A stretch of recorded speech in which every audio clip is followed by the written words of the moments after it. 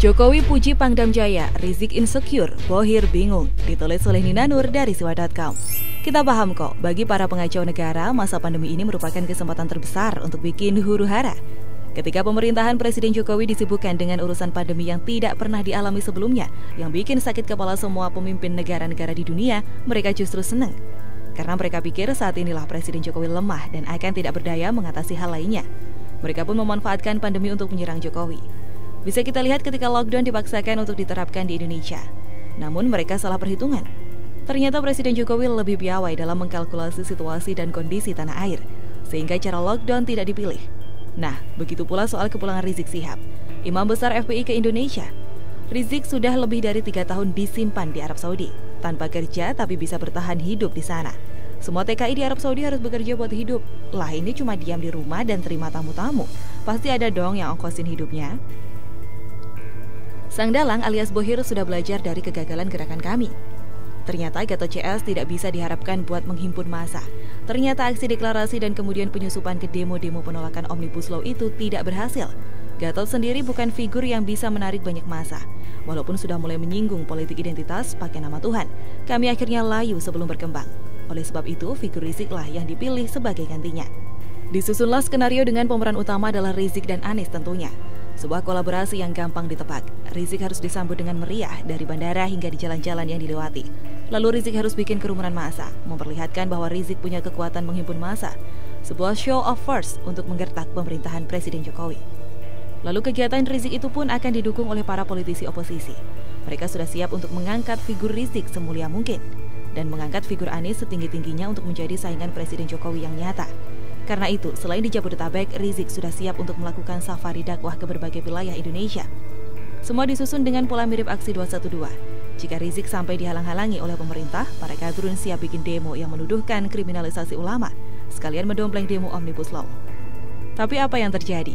Entah kurang perhitungan atau memang menyepelekan masalah pandemi. Ternyata pandemi COVID-19 justru menjadi faktor besar yang jadi kendala buat skenario ini. Faktor X, Nikita, itu memang bikin gelombang, tapi masih bisa dinetralisir oleh FPI. Dengan cara mereka tidak mau sama sekali mengurusi perseteruan Nikita dan Maher alias Sony Eranata. Toh walaupun ada urusan Nikita, acara besar Rizik di Petamburan tetap digelar dan sukses mendatangkan ribuan massa. Sampai hari Minggu 15 November, poros Anies Rizik dan gerombolannya masih menyangka bahwa kolaborasi mereka akan sukses. Tidak pernah menyangka kalau langkah Presiden Jokowi selanjutnya akan memukul keras hingga mereka tak berkutik. Bahkan bikin Rizik stres kan? Dari keluhan publik dan tenaga kesehatan yang disampaikan oleh Mahfud MD, lalu bahwa pelanggaran protokol kesehatan di Petamburan adalah tanggung jawab Pemprov DKI Jakarta alias Anies. Disambung dengan pencopotan 4 pejabat Polri hingga pemanggilan Anies oleh Barreskrim Polda Metro Jaya. Kemudian TNI mencopoti, bahkan merobek-robek baliho Rizik dalam proses pencopotan itu. Rizik yang awalnya terlihat garang, tak peduli sama pemerintah pusat dan tidak mau menuruti protokol kesehatan, akhirnya jatuh sakit. Katanya sih kelelahan. Masa sih? Melihat umur Rizik yang baru 55 tahun dan postur badan yang cenderung gemuk, walaupun banyak kegiatan bisa saja kelelahan, tapi rasanya enggak lah sampai sakit. Kan dia punya rencana safari dakwah, artinya secara fisik pasti sudah mempersiapkan diri kan? Kecuali ada faktor X lain, yakni masuknya virus ke dalam badannya. Dalam waktu yang hampir bersamaan ketika Rizik kabur, mulai dirawat di RS Umi Bogor, mulai hari Rabu 25 November. Besoknya, Kamis 26 November, Presiden Jokowi melakukan wawancara dengan sebuah stasiun televisi dengan beberapa kritik dari pihak oposisi soal keterlibatan TNI dalam pencopotan baliho. Dikiranya Presiden Jokowi akan terpojok. Ternyata, Presiden Jokowi malah memuji tindakan tegas Pangdam Jaya. Itu saya kira memang ketegasan itu yang kita perlukan, tapi tetap semua harus dalam koridor aturan dan koridor undang-undang yang berlaku. Saya apresiasi ketegasan-ketegasan seperti itu. Selalu saya sampaikan kepada semua komite, ketua satgas dan daerah semuanya agar yang namanya kerumunan-kerumunan besar itu dihindari. Kerumunan sedang pun dihindari, kerumunan kecil pun diingatkan, sehingga ketegasan itu penting sekali, kata Jokowi. Komitenya harus tegas, satgas harus tegas, satgas daerah harus tegas, semuanya sampai provinsi dan kabupaten atau kota. Kalau tidak, apa yang dikerjakan selama 8 bulan lebih ini jadi sia-sia, lanjut Presiden. Pernyataan tegas Presiden Jokowi ini pun dieksekusi oleh Wali Kota Bogor, Bima Arya. Tak gentar, Bima mengejar agar Rizik dites PCR. Bahkan ketika Rizik sudah dites diam-diam, Bima terus mengejar minta tes ulang dengan bertemu langsung dengan keluarga Rizik. Rumah sakit tempat Rizik dirawat pun juga dikejar, bahkan akhirnya dipolisikan oleh Bima. Seketika publik melihat ketegasan seorang wali kota kecil yang kontras dengan kelicikan seorang gubernur yang memimpin ibu kota negara. Figur Rizik sudah hilang wibawa. Baliho yang ada mukanya dirobek-robek. Dari Jakarta dia kabur ke Bogor. Berusaha ngumpet di rumah sakit kecil. Dari rumah sakit dia kabur lagi entah kemana. Feeling insecure? Pihak RSUP pun sudah menyatakan bahwa mereka tidak bertanggung jawab jika terjadi apa-apa pada Rizik yang memaksa pulang dari sana. Anies sih sekedar mencopot anak buah lalu menaruhnya di TGUPP. Publik juga mentertawakannya, namun perhatian sekarang sedang tertuju ke Rizik. Jokowi mungkin juga lagi ketawa melihat kecilnya nyali Rizik. Bohir alias Dalang, ia terdesak sendiri. Bonekanya layu tak berguna, bingung mau berbuat apa. Pusing kan pala lu? Membongkar rekam jejak Ketua MUI yang baru, ditulis oleh Ferry Padli dari Siwa.com. Secara organisasi, MUI sebenarnya tidak ada beda dengan lembaga swadaya masyarakat atau LSM pada umumnya. Hanya saja memang organisasi ini cukup berpengaruh di masyarakat. Kenapa bisa berpengaruh? Karena tugas dan tanggung jawabnya itu loh yang cukup berat, yakni membimbing, membina, dan mengayomi umat Islam Indonesia. Di samping itu juga mengeluarkan fatwa tentang kehalalan sebuah makanan dan menentukan kebenaran suatu aliran dalam agama Islam. Jadi kalau kalian ada yang pengen buka usaha kuliner, makanan yang akan dijual tersebut belum sah disebut halal kalau belum ada rekomendasi dari MUI. Luar biasa bukan kewenangannya? Dengan demikian janganlah sesekali bermasalah dengan MUI kalau pengen usahanya lancar, karena resikonya terlalu besar, yakni tidak mendapatkan label halal. Namun beberapa waktu lalu MUI ini sempat ternoda, karena ada beberapa pengurusnya ternyata bukan ulama, melainkan politisi yang berbaju ulama yang benci sama pemerintahan sah saat ini, dan doyan nyebarin hoax serta rasis.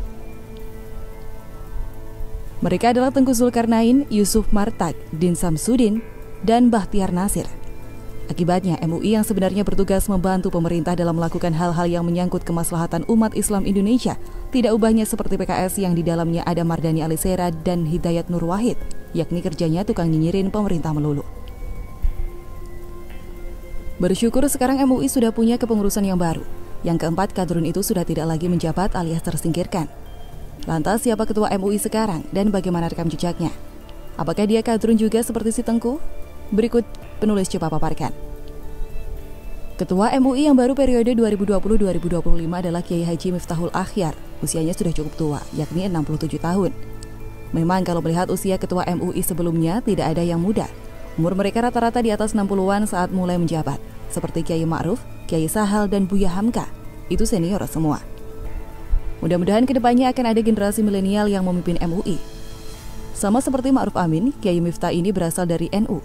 Tidak hanya itu saja, ia bahkan tumbuh besar di lingkungan NU serta juga tercatat sebagai pengurus NU. Ia tercatat 2 kali menduduki kursi yang ditinggalkan oleh Ma'ruf Amin. Pada 2018 silam, Kiai Miftah terpilih sebagai Rais A'am PBNU menggantikan Kiai Ma'ruf yang maju pada Pilpres 2019. Kemudian pada 2020 ini lagi-lagi menggantikan Kiai Ma'ruf yang sebelumnya juga menjabat sebagai Ketua MUI. Kalau seandainya sekali lagi terjadi Kiai Miftah ini menggantikan jabatan yang ditinggalkan oleh Ma'ruf Amin, maka dia akan jadi wapres. Organisasi NU kita tahu sendiri, bersifat moderat yakni mengambil jalan tengah antara ekstrim akli dengan ekstrim nakli. Oleh sebab itu, sumber hukum Islam bagi NU tidak hanya Al-Quran dan Sunnah saja, tetapi juga menggunakan kemampuan akal ditambah dengan realitas empirik.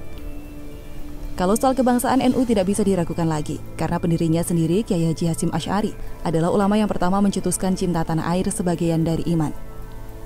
Sampai-sampai ada lagunya Hubul Waton Minal Iman. Prinsip cinta tanah air ini dipegang teguh oleh NU dari dulu sampai sekarang, bahkan sudah menjadi jati diri mereka. Jadi alhamdulillah wa syukurillah sudah dipastikan MUI saat ini tidak dikuasai oleh pengusung ideologi khilafah, yang juga telah menyusup di berbagai organisasi Islam.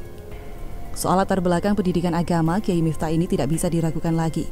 Ia tercatat pernah nyantri di berbagai pondok pesantren terkemuka, mulai dari Ponpes Tambak Beras Jombang, Pondok Pesantren Sidogiri Pasuruan, Pondok Pesantren Al-Anwar Lasem Sarang Jawa Tengah, juga mengikuti Majelis Salim Sayyid Muhammad bin Alawi Al-Maki Al-Maliki di Malang. Bandingkan dengan Tengku Zul misalnya, yang latar belakang pendidikannya sastra Inggris, yang tidak pernah sama sekali mengenyam pendidikan di pondok pesantren, yang hanya pernah jadi penyiar di RRI dan pemain keyboard, lalu mendadak jadi ulama. Wajar bila kemudian ceramahnya ngawur nggak karuan. Hanya saja pada 2017 lalu, Ketua MUI yang baru ini pernah menyudutkan Ahok loh. Kala itu ia mengatakan pidato Ahok di Kepulauan Seribu menyesatkan dan menyebabkan kegaduhan umat. Kemudian ia juga pernah memuji FPI dengan mengatakan hadirnya ormas besutan Rizik itu memberi manfaat bagi Indonesia, serta tiap ada bencana FPI sigap bergerak. Tapi yang perlu juga jadi perhatian, baru-baru ini Kiai Miftah mengeluarkan pernyataan yang menyejukkan, yakni tugas ulama adalah berdakwah tanpa mengejek, merangkul bukan memukul, menyayangi bukan menyaingi, mendidik bukan membidik, membina bukan menghina, mencari solusi bukan mencari simpati, membela bukan mencela, serta ulama harus mengedepankan kasih sayang. Jadi komplit, sisi negatifnya ada, yaitu pernah mendiskreditkan orang tanpa melakukan tabayun terlebih dahulu dan membela ormas radikal FPI. Sisi positifnya juga ada, yakni berlatar belakang NU yang sangat cinta tanah air, menguasai ilmu agama yang mendalam, anti terhadap paham khilafah, serta pernyataan-pernyataannya di awal menjabat sebagai ketua MUI juga sangat menyejukkan. Tinggal lagi ke depannya, Kiai Miftah ini akan condong kemana? Apakah ke Kadrun ataukah ke Pancasila?